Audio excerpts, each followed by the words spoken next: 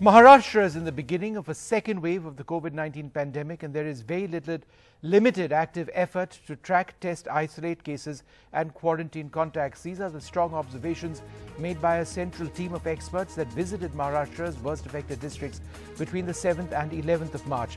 The central team has also noted that measures like lockdowns have very limited impact and that the state should focus on containment strategies. The centre has asked the state to ramp up testing and contact tracing, address vaccine hesitancy among frontline workers.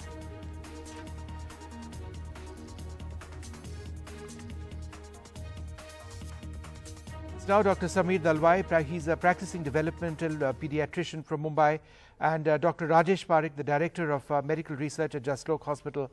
Dr. Parekh, let me come to you first. The observations by the centre are quite stern. I mean, they seem to indicate that not enough has been done at this stage. What is the end fallout of this? Are we likely to see the numbers go up substantially? Oh, that's very likely. A pleasure to be with you, Vishnu. We have been talking about this for well over a year. We wrote about a potential second wave as far back as February last year in our first book on the coronavirus. We've written about it again in our second book on the vaccination a couple of months ago. You see, it's in the intrinsic nature of the virus to mutate. It also seems to be intrinsic to human nature to periodically get lulled into a false sense of security. Mid-December last year, we wrote a policy paper predicting a second wave in the first quarter of this year. And this was just to be expected. So, and it's not rocket science to predict a second wave. This has happened elsewhere in other countries. In fact, even as we speak now, Italy and Germany are in the beginning stages of a third wave, which may very well sweep through Europe. And historically, 100 years ago, there were three waves of the influenza pandemic, just separated by a few weeks. And the second wave was far more ferocious than the first, far more devastating in its impact too. And the third, while not being as severe as the second, was also far more than the first. So we are seeing the third wave in some countries, the second wave in other countries, and I don't think we should be astonished that we have the beginnings of a second wave in Maharashtra. Dr. Dalwai, where does Maharashtra presently stand in terms of capacity for dealing with COVID cases? Is there likely going to be a problem with bed availability, ICUs with ventilators going forward? Vishnu, can you hear me? Yeah, I can. Go ahead. I can hardly hear you, and I could hardly hear what Dr. Rajesh Parekh said, but I'll just try to get the gist of it. You're asking me about the situation in Maharashtra. Just to give you just a rough idea about scales, let me just tell you as of 13th March, what was the update on contact tracing. To 3,41,000 cases at that time, there were 47 lakh total contacts traced, out of which 21 lakhs, that is 46%, were high risk, and 25 lakhs, that is 54%, were relatively low risk. I mean, these numbers don't really count for much in the overall scenario, I understand, but just to give you a gist of the situation, that the scale of the problem. As Dr. Parekh said correctly, I do think this is a second wave that we are seeing all over the world, as it happened first in the West and then in Maharashtra, first in India, and then we saw it in the rest of the country. I believe that's what we are seeing right now. And on the larger part, it's a virus. We know that unless you are immune to it, if you had an infection previously, or unless you are vaccinated, you are bound to contract it at some point of the time or the other. So data that I have is about 84 to 85% cases at the moment which you have in the community are asymptomatic. But the heartening or the gratifying feature is that only 4 to 5% of the diagnosed cases are critical, and the death rate is less than 0.5. Again, we are seeing this concentration only in a certain districts, like Pune is 20% of the caseload almost, Nagpur is 13%, Mumbai and Thane are 10% each. So overall what we are looking at is, besides all the other strategies that we are employing, I shared with you about the contact tracing. Even if you look at the number of vaccinations, more than 30 lakh vaccinations have happened in the state. Daily basis, about 2 lakh vaccinations are happening. So I think at the end of the day, we have to just hold on right now, intensify our efforts, and while the government has to increase its effort and keep doing this, we have to hope that people get into the COVID appropriate behavior, because at the end of the day, this is something that can be managed by the government only with a lot of public support and sensitivity. Right. You know, Dr. Parekh, we keep going around and around in circles as far as this entire situation is concerned. People need to help, because if they don't help, they aren't helping themselves. And yet, what will the government do? Can they do very much more? What about more steps by the government? What about going beyond 45 plus with comorbidities?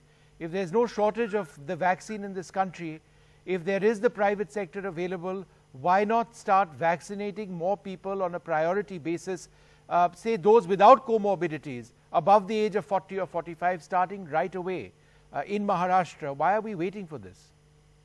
Oh, absolutely, Vishnu. And I think somebody's listening to you, because it's very likely that the vaccination program will be extended soon. Otherwise, you might see a kind of a tectonic clash between the vaccination program and the second wave. This happened in Israel some time ago. It may be happening in Europe in the days to come. So I think that's important.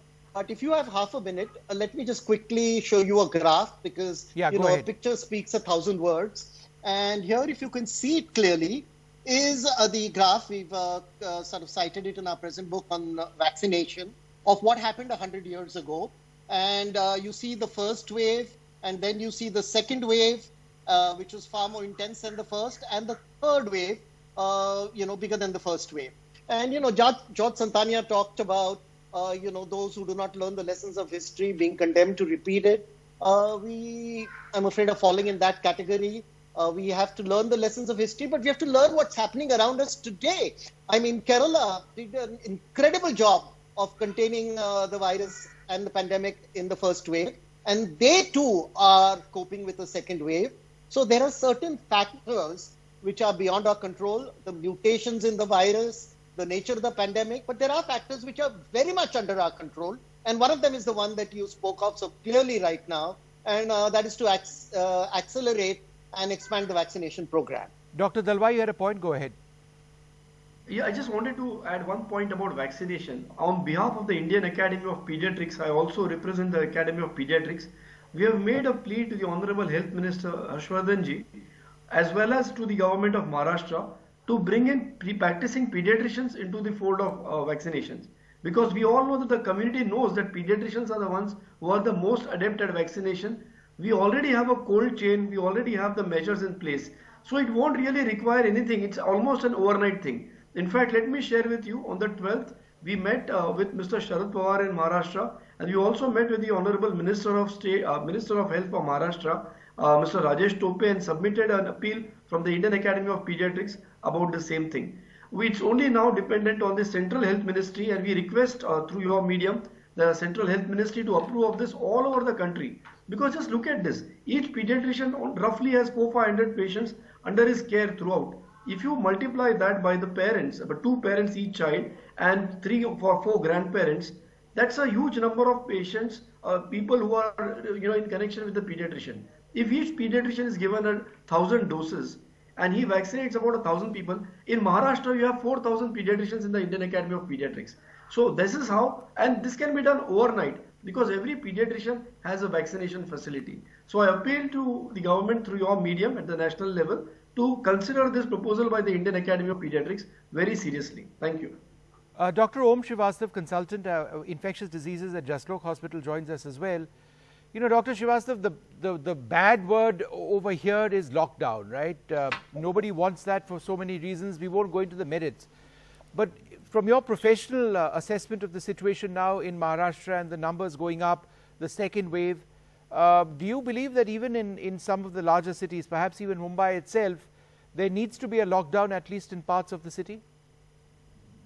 Well, Vishnu, lockdown is going to achieve only one thing: add to a lot of social angst. Let me tell you, in touch with some buildings in South Mumbai, in an area called Kafparate, where in a building that has got about 300 people or 400 people, the 5 people who have tested positive, but the entire building is locked.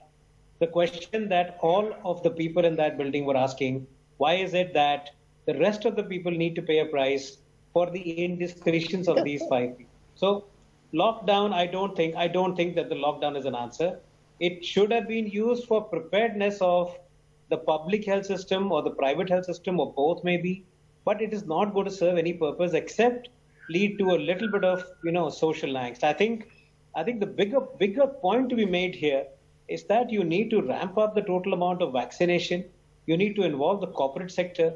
You need to get people to fix targets and say, look, this is your target at the end of 3 days or 4 days or 5 days, and get them to be vaccinated.